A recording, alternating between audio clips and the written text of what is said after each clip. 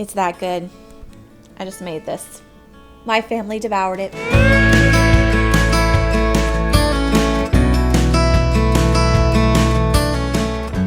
So my channel right now has 7 subscribers and I'm really, really excited. And in the future, when I make it big, I'm not gonna forget you guys. When I have 8 subscribers, I'm not gonna let it go to my head. Hey guys, welcome to my channel. Today we are going to be making an awesome banana bread. As you're watching the video today, if you can think of any recipes you would like to see on this channel, go ahead and put it in the comments below and maybe you'll see it here. If you're new here, make sure you hit the subscribe button and let's get started. So today's recipe is very nostalgic for me, which, let's be honest, we could all use some nostalgia right now to the simpler days when all we had to worry about was playing with our toys. The Easy Bake Oven and Snack Center has fast baking treats for you. And watching MTV. And I'm joined now by the one and only Britney Spears. Or whatever you did with your time. Lightning bolt! Lightning bolt! Lightning bolt! We weren't occupied with our phones or the crazy of 2020. We just had awesomeness. I don't care what anybody says. Life used to be a lot more awesome. So we're going to go ahead and take a little walk down memory lane through some banana bread.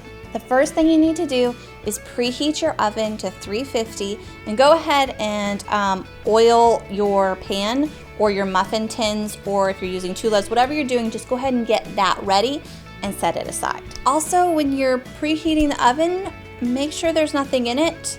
Not that I have ever almost set pizza boxes on fire before. Never done that.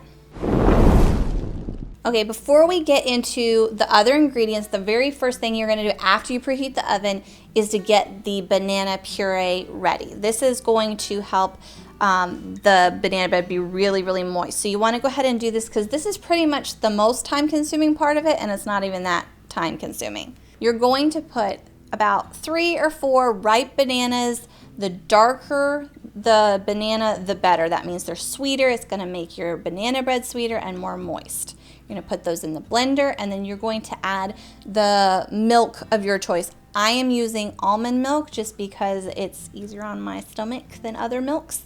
So that's what I am using. You pour that in, blend it up. That is your puree.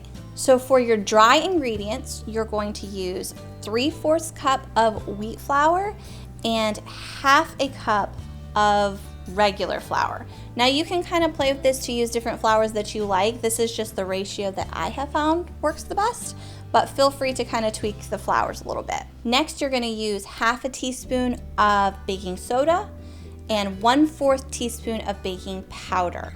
Also, you're going to use 1/2 teaspoon of salt, and then you're gonna put in some cinnamon, and I also use pumpkin spice.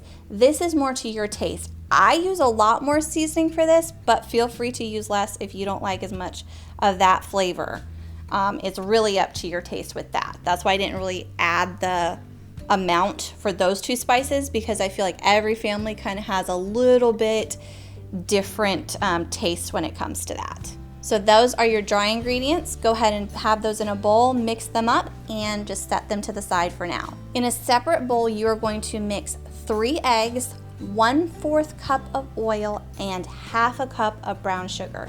You're gonna mix all of that up. You're gonna also add in your banana puree into this. This is part of the wet mix, obviously. And then a little bit of vanilla.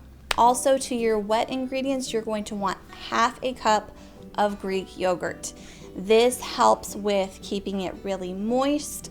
When I was looking through different recipes and trying out different recipes for banana bread, I came across this recipe that called for mayonnaise, which sounds really weird, but I thought, hey, that probably will make it really moist, but it would probably also make it really, really unhealthy. So alternatively, I have substituted the Greek yogurt. All that's left to do is mix your dry and wet ingredients together. Mix them up pretty good. Make sure there's no dry patches like sticking in the middle weird, that once you bake it, it's gonna have a weird little clump in there. And after that, you're going to pour that into your loaf pan. You can also alternatively put this into muffin pan. or even 2 mini loaves if that's what you want to do. It's really a quick recipe. It's not difficult. All that is left to do is put it in the oven and wait for it to cook. One of the loaf pans will cook for about 55 to 60 minutes, depending, and your muffins or 2 mini loaf pans will cook for 25 to 30 minutes each. You will know that your bread is done when you can stick a toothpick in there and it comes out clean. Thanks for stopping by my channel. Make sure you subscribe and enjoy your banana bread.